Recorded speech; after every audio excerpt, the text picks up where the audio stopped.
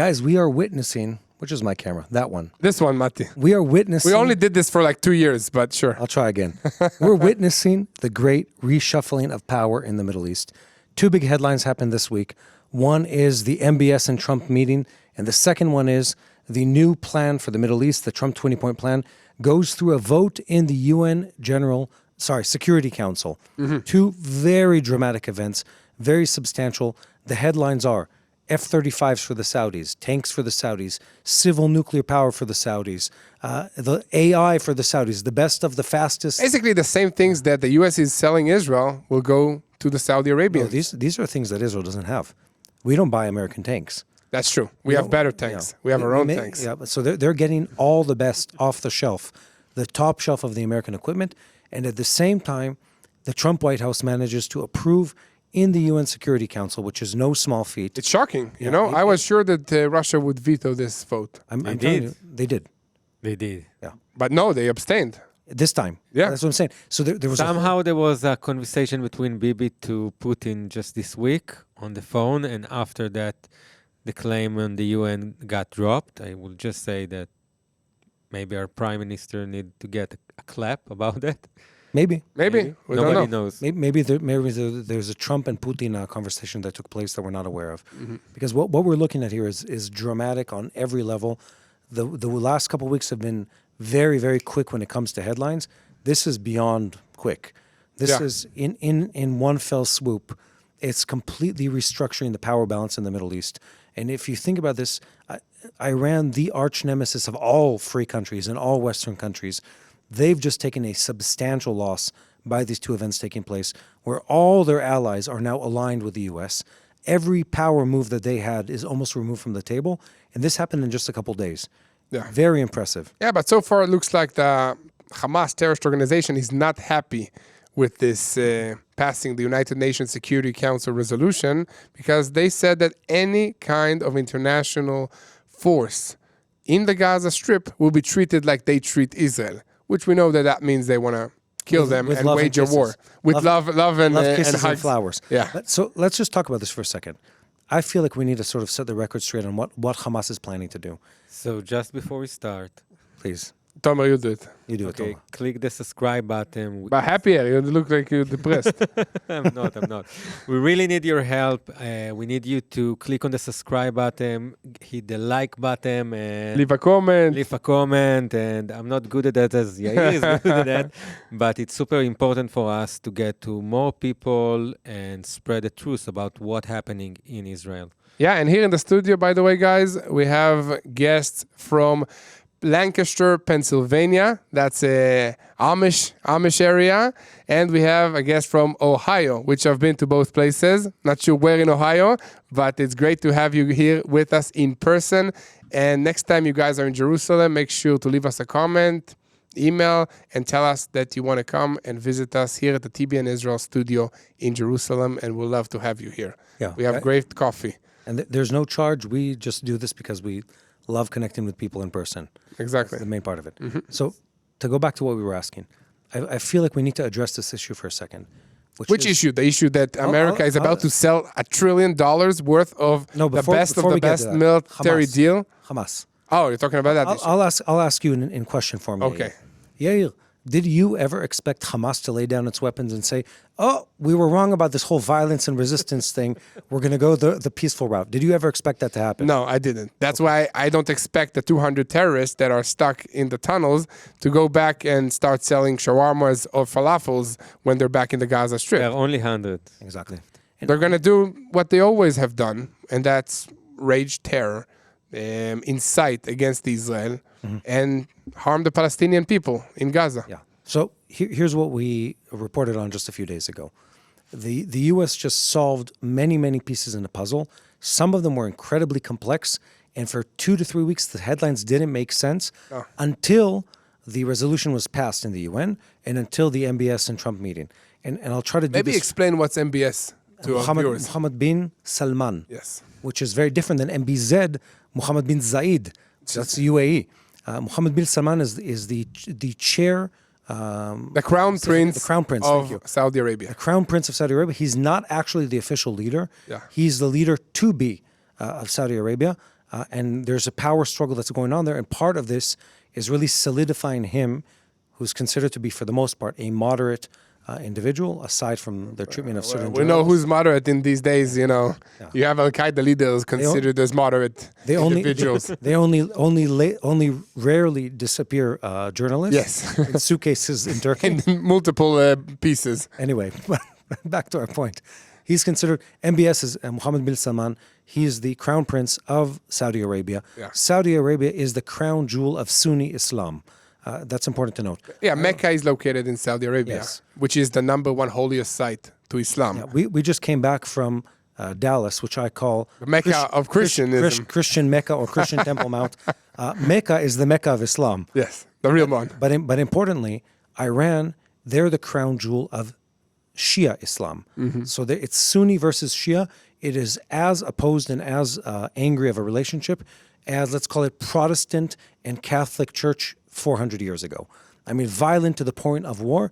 They've been fighting a war long before anyone heard of the Houthis, anyone heard of, all these drone strikes and stuff like that. They've been fighting a Cold War for years. And they never stopped this war. And never the war continued. This is another play in that war. That's why the Iranians are supporting the Houthis in Yemen. Before they launched attack against Israel, they took over Yemen from the Saudi-appointed government. Yes. So that's what it's all about. It's a proxy war between Sunni Islam and Shiite Islam. Exactly. And then, of course, they have a common enemy, which is Israel and the Jewish people. And then the United States also sometimes. I don't know that Saudi would call us their enemy. I would Not say officially. they would call us frenemies. Frenemies. Frenemies, I like because it. we have an alignment, friends and enemies. We have an alignment on certain value issues. When it comes to the question of how do we want the Middle East to look, Israel and Saudi are very aligned. Aligned very much. Very aligned. When it comes to them having a huge problem with everything that has to do with the Palestinian story and its conflict with Israel, that's a side note to all of this that also has been resolved. I want to just put this on the table because it's very easy to miss how many details have been placed on the table for this one conversation. There was a huge question when it comes to Hamas. This is the UN resolution. Who's going to govern Hamas or the Gaza Strip in the day after Hamas? And there's two questions to that. One, who's going to be able to squeeze out Hamas? The second question is who will be willing to put boots on the ground? Because for most Muslim countries, the idea of actively fighting against the Hamas terrorists in the Gaza Strip is an idea they're not able to live with comfortably. Yeah. To have their soldiers killed by Hamas, or possibly even worse for them, have their soldiers killing Hamas would look very bad for their public. So most Arab countries It will align them with Israel. That's the fear. and the They US. don't want to align themselves with Israel. So what does the US do? Now the headlines make sense. 2 weeks ago, we hear of what country that starts negotiating a defense pact with the US? Azerbaijan. Yeah. Out of nowhere. Out of nowhere. And everyone looks at this as Indonesia and Indonesia. And yeah. what could this mean? So here's the answer. Indonesia and Azerbaijan are the countries that are supposed to have boots on the ground in the Gaza Strip. So that solves one problem of who's going to govern. Then the question of Hamas really gets interesting. We just said they're not going to leave peacefully. They're a terrorist organization. They've done exactly the opposite. While everyone's pressuring them inside the Gaza Strip, they said, let's go global. In the same way the PLO did this in the past, in the same way Hezbollah did it in the past, when they're threatened locally and they can't carry out any attacks locally, they start sending their, let's call it what it is, their roots of cancer throughout the world, setting up local terrorism hubs with the expectation of not being able to carry out any tactical attacks locally. They want to threaten Israel and Western life externally. One place that they did this just this week was training new operatives in Lebanon to carry out more attacks against Israel and to destabilize this country against the Jewish state in support of the Hezbollah terrorist organization, while the Lebanese National Army are trying to dismantle them unsuccessfully. Yeah. So Yeah, this is they just took- proof that they're not waiting. They're just reestablishing their rule in the Gaza Strip with retraining, rearming, and starting to collect taxes. So the IDF also carried out an attack in the area of Gaza City against a command station of Hamas and also in Lebanon against Hamas. they So found it- this is what's happening now just all around us. Yeah. In Austria, they found a warehouse full of weapons. Tomer, but if the IDF carried out a strike against Hamas in Gaza City, does it mean that we violated the ceasefire agreement? No. Why not? No, so Mati? no. So we're a we're great allowed to, we're allowed to question. we're allowed to defend ourselves. The ceasefire, it's very very clear on what the game is. They stop fighting, they remove their arms, and when they try to regather weapons, manufacture weapons, we're allowed to stop them. And what we've been as doing we did with in is, Lebanon is with it Hezbollah. might look like a preemptive attack. It's actually us responding to Hezbollah trying to rebuild their positions and to Hamas trying to rebuild the terrorism infrastructure. So just to say this, to once again connect the dots for people, this big move that the U.S. has been doing in the Middle East is multiple levels of pressure. On the bottom, let's call it tactical level, it's Israeli boots on the ground, not American. It's Israeli forces in Lebanon, Syria, elsewhere possibly, and definitely in the Gaza Strip. And it's our Air Force fighting and bombing the terrorist infrastructure. That's tactical. That's on the fighting level of things. Then there's a financial side, incentivizing all the countries in the region. Hey, let's work together to rebuild you. Then on top of that, there's a negative pressure, which is Hamas in this case, for instance, saying to them, if you, outside of the borders of Israel, if you dare overstep what we're allowing in the ceasefire agreement, we have the Turkish allies, we have the Qatari allies, who are literally going to decapitate you. Not in a matter of speech, but Also your leadership outside of the Gaza Strip. Exactly. Basically. So there's this really thick layer of pressure on every possible level on them, which is allowing what happened this week to take place, which is the U.S. to say, here is phase two. Phase two is we bring in an external force. That external force is already in part operating. It has a huge base in Kiryat Gat in southern Israel. There's logistics, there's intel, there's aerial assets, there's a huge amount of humanitarian. I really and then- hope we're gonna let our viewers a peek to that place and get a permission to go hope so. to Kiryat Gat. Yeah, it would be and cool then to see the drones that are operated by the United States Exactly. to monitor the ceasefire agreement. Yeah, and the list goes on. There's civil engineers and engineering forces and all of that. It's just poised and waiting for Hamas to be removed, at least mostly, and for an international force to come in and build something new and effective in the Gaza How? Strip. With what operation? If Hamas is cancer, how are you gonna operate it out of the body? Like we're doing right now. What we're doing right now is use a combination of chemo and radiation for most types of cancer. Humanitarian aid and destroying tunnels. Yeah, so Basically. it's tactical on the ground, IDF boots on the ground.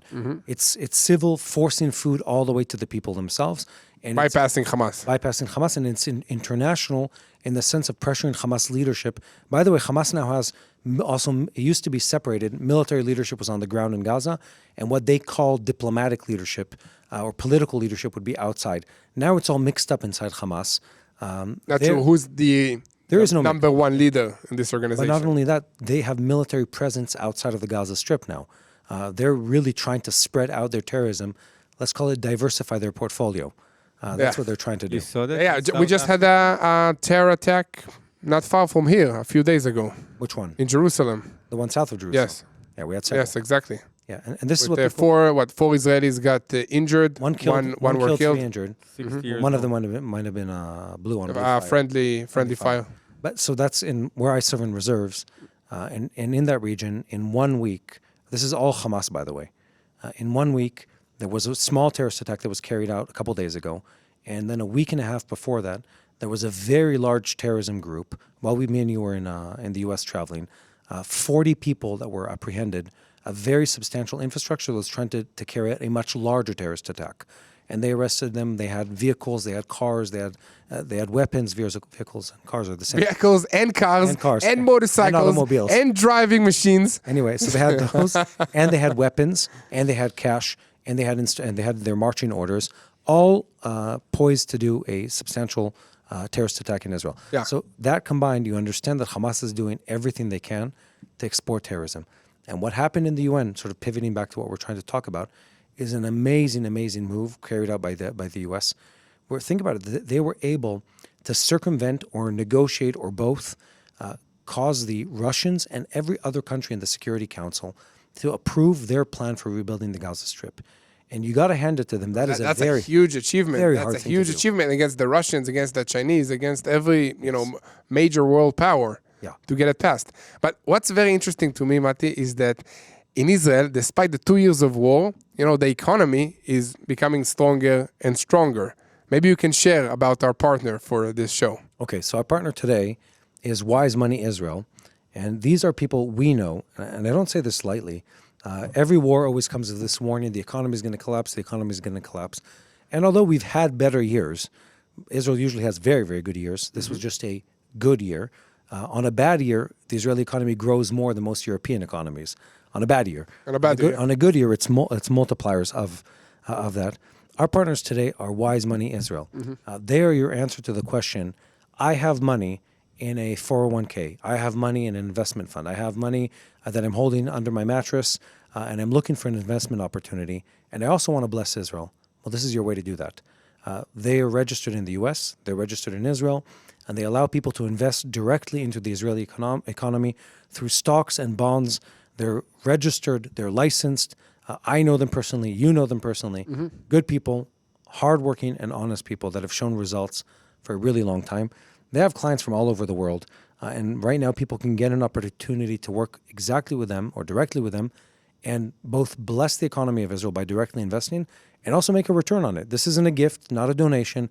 It's a way for you to invest into the Israeli economy. The link is wisemoneyisrael.com/TBN. Again, Exactly. wisemoneyisrael, one word, .com/TBN.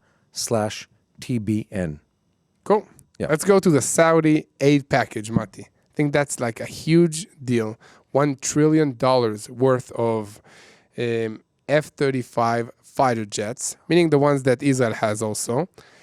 Abrams tanks, almost as good as our Merkava tanks that you and I command in the IDF reserve, or used to. Now you became an infantry guy. You like to run up and down hills.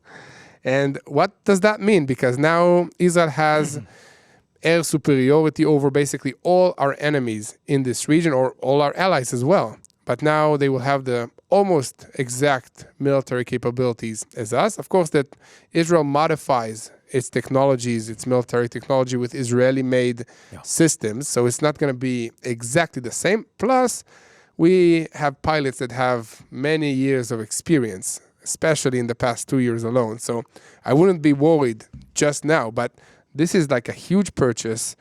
And also with the numbers in terms of the amount of planes that it will have, and that will change the power equation in this region. I hope that it goes together with a security cooperation agreement or economic agreement with Israel that at least will guarantee that they will not use this force in order to isolate us. What do you think about this deal, Yael? Like, what is your sense? I know we're sitting here in Jerusalem and Israel. Around the world, people are applauding it and saying this is an amazing deal, amazing deal.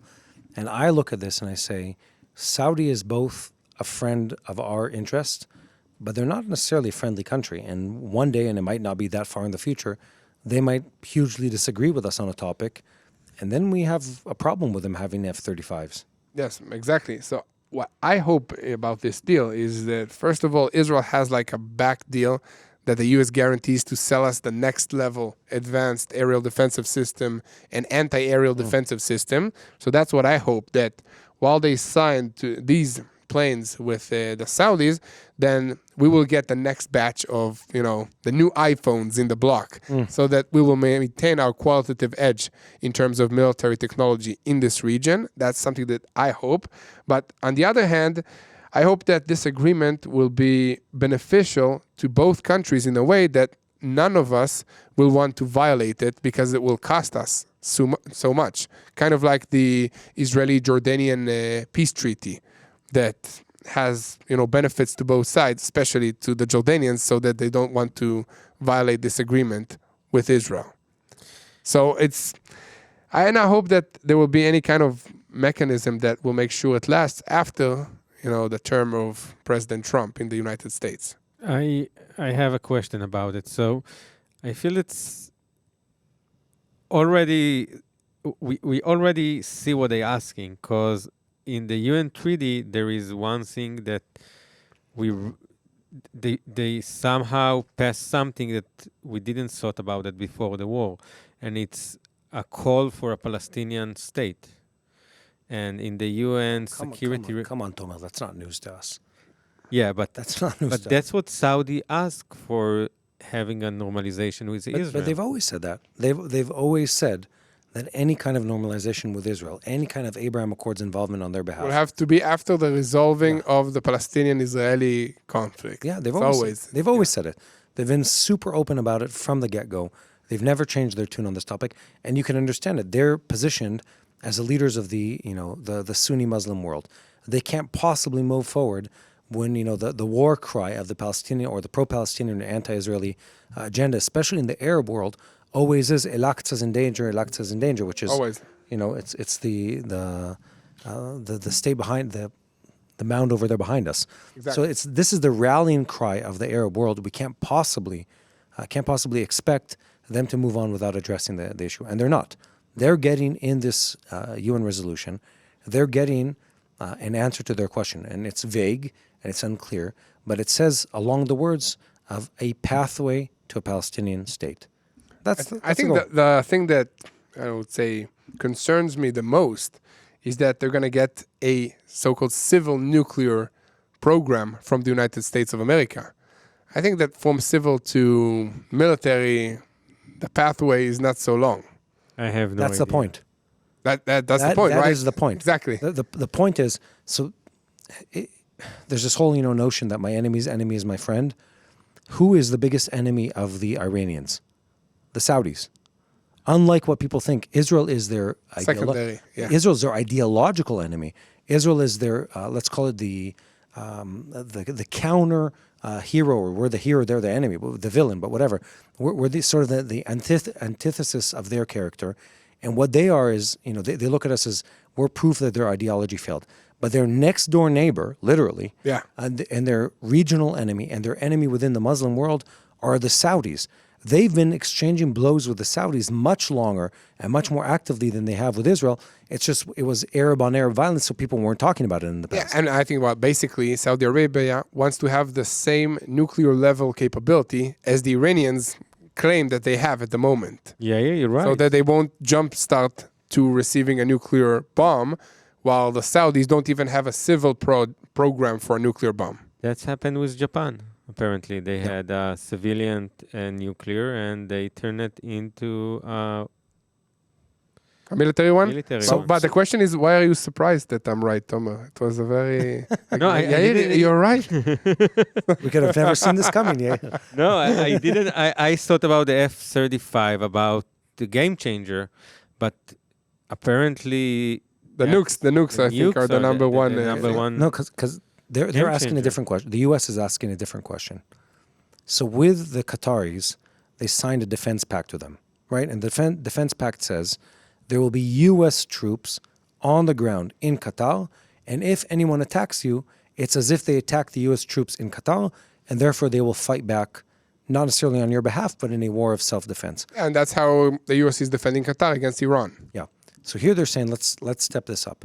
What is more effective financially, manpower, strategically, than having our U.S. troops defend ourselves on the ground in Saudi Arabia? What's more effective is the answer is having them equipped with the best of the best and fighting on your behalf against your enemies. And that's what's happening here. Here are the Saudis. Here's Israel, by the way. And having them pay for that as well. Exactly. So that's the As difference. Trump here. loves that. So look, if you look at who are the U.S. allies in the Middle East that are the most strategic, the most important, Israel's way up here. Very close to Israel, very, very close to Israel are the Saudis, because the Saudis have interests that align with the Americans to a great degree, a very, very great degree. They have a military that can be scaled up, can be trained. They already spend a lot of money, a lot of time building. They have a up the great military. army. And they have a lot of money. They have a lot of money, a lot of oil. So they're strategic partners of the U.S. And what's really important here, they really, really hate the Iranians. They really hate the Iranians. And the Qataris. Yeah. And so if you're the U.S.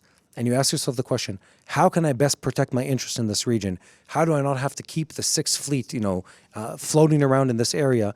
That's the answer. And there's only one big problem here is, which it really ticks off and concerns Israel.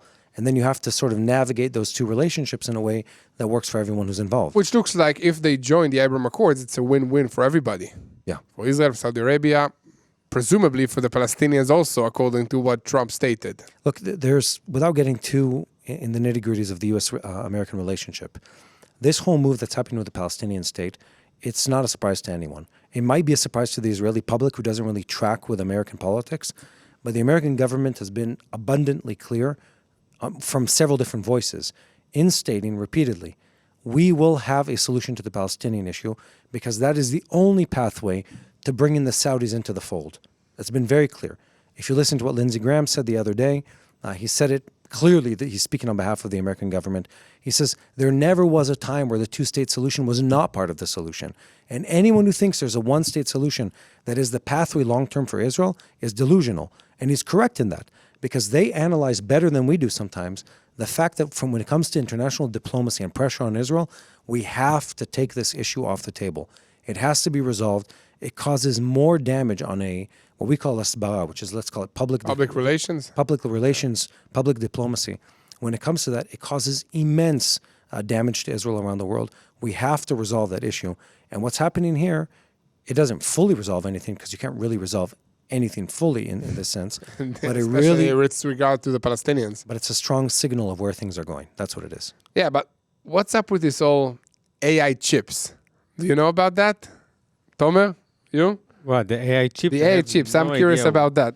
What it is, but... Because it's also part of the deal. You know, But, okay, so America is in a war with China about getting those very weird minerals and other stuff to create those chips. So the talk about AI chips is, I really don't have an idea what they do, but there is this whole race about who is going to build the best AI chips in low money. interesting. Between China to America. And America want to be the first provider of this technology to the world. Okay. What they do, I have no idea. And Taiwan. What about Turkey? That's like the big thing. What about Turkey? Turkey doesn't make any chips. Turkey's not happy now. So- They about don't this, make any right? computer chips. No, No, soon. but Maybe potato chips. they want Shawarma F-35s. chip. And on the other hand, they closed in the end a deal with the British and the Germans and the Well, the French. Typhoon plane. The Typhoon plane. Yeah. They took a bunch of Typhoon plane. Are these planes good? Yeah. Yeah, they're good. It's a They're good. great. Yeah. Not as good as ours. No, it's a German machine with a British mind and a style of a French person. I don't know what to tell you. I like that combination. What is that joke? In heaven, you know the joke? No? In heaven, the cooks are Italian, the policemen are French, I'll look it up. And the Germans are the drivers or the mechanics or something. And then in hell, everything's reverse. The cooks of the Brits or something? No, like the lovers are the Germans, the Italians are the police or something like, or the French are the mechanics. Like everything's reverse. Anyway, but to your point, what needs to be understood here, we were talking about this before we started rolling, and I think it's a point worth making, is this whole like weapon system question. It's an ecosystem. It's not a single weapon. And that's really important for people to understand. When the U.S. equips a country with F-35s, it doesn't just drop off a plane on their tarmac and leave. There's a very substantial package that has to do with training, with equipment, with weaponry, and with the, let's call it the supporting envelope of devices. So it's like the operating system of these trains Control that can rooms. speak directly with the Yes. forces in the control room on the ground, receive the targeting systems But it's those from the intelligence, No, it's- everything together. It's those things. Yeah. It's the command center is connected to the package. The radar systems are connected to the package. The computers behind it with the AI models and all that kind of stuff, they're connected to the package. So what differentiates, let's just to explain this to the viewers, what the difference between an F-35, for instance, and let's say an F-15 from a previous generation, it's not that it necessarily flies faster. I mean, and it is stealth and all, but aside from the stealth capabilities, what really sets these planes apart and what really sets the generations apart is their ability to communicate as part of a sort of hive mind of different devices, is the ability to get targets, for instance. You could have an F-35 flying over Jerusalem. By the way, also, at this point, also like a latest gen F-15. And someone else could feed it a target that's hundreds of kilometers over the horizon. So way beyond what any sensor of the plane would be able to feed, it'd be able to target it. But it can work with ground forces, with other aerial assets. It can create and pass on targets to other people I hope what I'm saying isn't classified, but F-35s have such a high sophisticated radar system on them that air forces around the world can use, well, the ones that have them, can use their radar input to feed targets to other aerial assets. That's how good the system is. So really, it's not just the single plane, it's the electronic suite that goes with it. And the fact that you now have a highly communicative fighting force. And that's what they're selling the Saudis. They're not just selling a plane, they're selling the whole mechanism behind it. And that makes the difference. That's the fighting difference between single planes, such as the Iranians have, that are sort of, they can still fire a missile, they still have cannons, they still have a radar, but they're not communicating at the same level. I think that's the difference in what Israel has been doing in this war. The ability to fight infantry together with the armored corps, together with the air force, together with the artillery in a cohesive way that you don't jeopardize your own troops and you maximize the firepower against your enemies. Exactly. So do you think that we're going to have Saudi Arabia joining the Abraham Accords now? I don't know. When? In a few weeks, few months? They're very cautious. We need to remember that. They're part of a regional, very tight woven relationship system, and they can't just break away from the pack and say we're doing this today. Watch me kind of thing. The U.S. can do that. Israel can afford to do that. The Saudis make these steps, and then they sit back and watch, and they see what the response is from their people. They see what the response is from within, let's call it the elite of their country, and then they really look to see what's happening around them in the Middle East. From their side, they just made a very bold statement in positioning themselves, and they said, we're going all in against Iran and all in with the alliance with the United States, and we're hoping that other people will be part of this. And while doing that, they were able to stay true to their word, which is we won't do this until there's a resolution for the Palestinian problem. And everyone involved in this conversation understands it's a multiple-year process and there's a series of reforms that need to take place, et cetera, et cetera. So now they can move forward with confidence without being deeply concerned about, this being used against them. Yeah. That's a big thing. It's a very substantial And it might take move. a long time also, not just a few weeks. And they'll be okay with that. I mean, again, MBS is not yet the elected leader of the country. So he cannot make these decisions on his own. He does, but But again, it's sort of like a political move looking into the future versus just thinking about today. And also, those F-35 they're not sitting in... They're not built yet, They're not built yet. right? We're talking years into the future. Exactly. Again, it's a projection of this is where we're going as the Middle East. That's what happened here. Yeah, I see. There is another subject that I feel that just came up on the news, and this is a cool subject. It's actually very good. It's a good subject. Yeah. Donald Trump had enough with the BBC. Yeah. And he decided to sue them for, and cutting and editing his speech, making him look like a warmonger.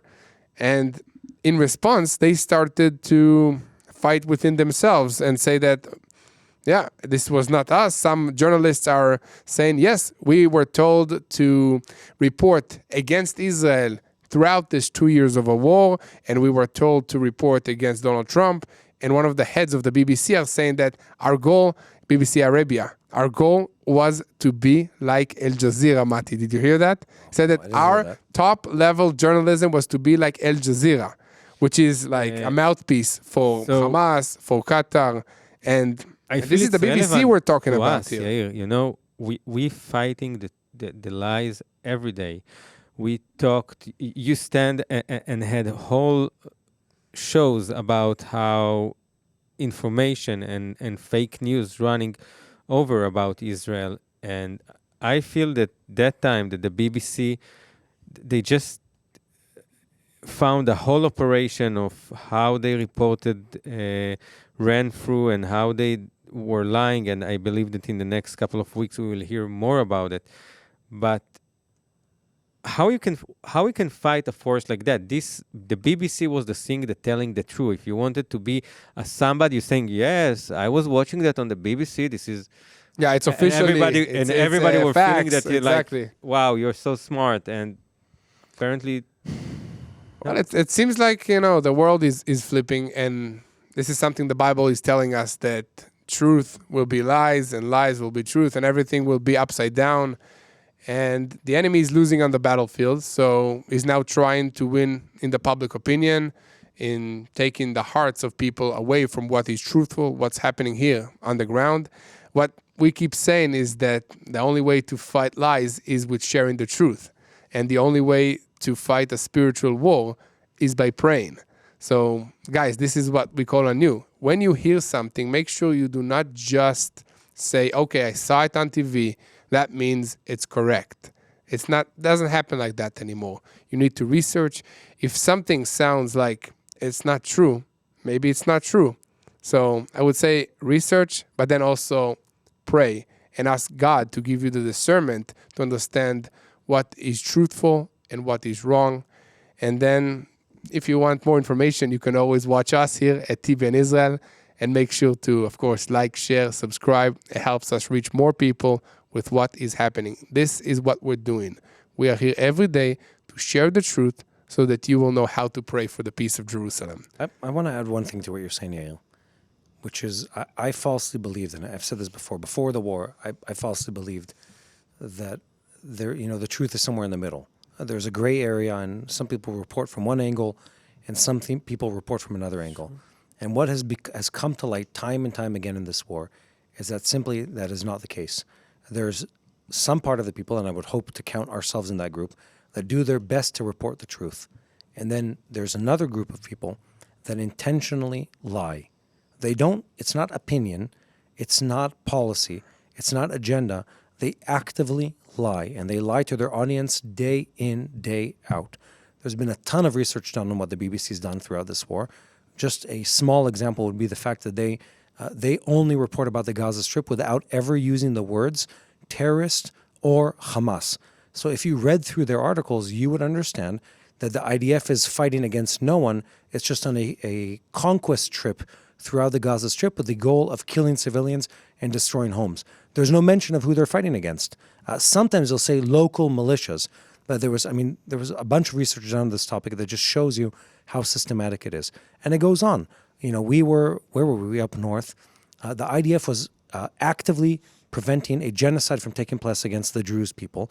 And headlines around the world, it was Reuters News was one of them. I remember that. Israel bombs Syria. And Israel bombs Syria again. These were the headlines. And then there was another headline that said something along the lines of Israel bombs military facility near, what did it say? Like the... Capital? No, it was something in Damascus. There was like a description. It was like near presidential residence in Damascus, as if we're like trying to start a war. We're preventing Sunni forces that are coming through the Syrian desert of actively trying to carry out a genocide against the Druze people. And the world lies about this actively. You'd have to dig really deep in that article. To see something that tells you actually what's happening and the reason for these strikes. It makes it sound like we just wake up in the morning, who are we going to strike today? Yalla, Lebanon. Yalla, Syria. And that's not the case. So to your point, definitely we need to pray about this topic. Definitely people need to be active in sharing the truth. I don't think there's ever been an age where people lied to such a great degree. They just take pleasure in twisting the truth. And they take pleasure in causing damage through this. And it is actively aiding and helping the Hamas terrorists in doing that, because that kind of thing creates pressure around the world against Israel based on a false set of facts. It's a really big issue. It requires a ton of prayer, a ton of activism on our end to really share the truth as much as we can, so people know that they can't be silent and can't just spread lies in the way they have been. Great. And today we have people that came to visit us all the way from the United States of America. Do you have any questions for us here off the stage? Something, easy for me and hard for Mati to answer. We have only a couple minutes left. We've just been informed that the electric company is about to cut the power on the street. Okay. That's really? So maybe they're paid by the BBC. The BBC are just hearing us. I have the microphone. Yeah. They're going to cut. No. I have a question. I think you already answered it in multiple ways. But why is Israel allowing the world to muzzle them when it comes to Hamas? I mean, it seems that the ideologies involved only respect power and control. And Israel had that, and now it seems that Israel is stepping back from that. And my question is, why do you think that is happening?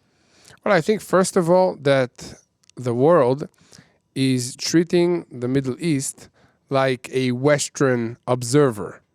that we can negotiate stuff with terrorist entities like Hamas and like the Muslim Brotherhood, like Turkey and other places that are dealing with stuff like a Middle Eastern style.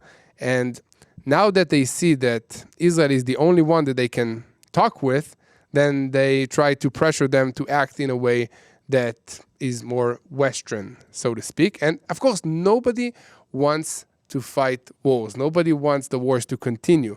So all they say is like, ceasefire, ceasefire, ceasefire. And they said that without our hostages back home. And the only reason that we have a ceasefire now is because we were able to show force against these terrorists. And sadly, it's kind of a cycle that now we have a ceasefire, but in the eyes of Hamas, it's a hudna, which means a temporary ceasefire, in order to regroup, regain more weapons and power, and then launch additional attacks against their enemy, which is Israel. So it's kind of like a circle that goes around again and again. And I hope that the West will understand what's happening before it's too late, because Hamas and radical Islam is going to the United States of America, to Europe, and becoming stronger and stronger in these places. And we need to apply the Middle Eastern, mindset against these terrorist regimes, because they don't speak the same language and play by the same rules as the West. Hope I was clear. It's very good. So thank you so much, Mark, for joining us. And guys, thank you for watching TBN Israel, the podcast. And we'll see you again next time. In the meantime, make sure to like, share, and subscribe before the power is cut off here in the studio. Have a great week. Hello, this is Mati here in Jerusalem with TBN Israel. This is Yair Pinto from TBN Israel here in Jerusalem. TBN Israel is keeping viewers informed with Israel-focused news, culture, and what God is doing in this land. Support TBN Israel today online at tbn.org/Israel. Thank you.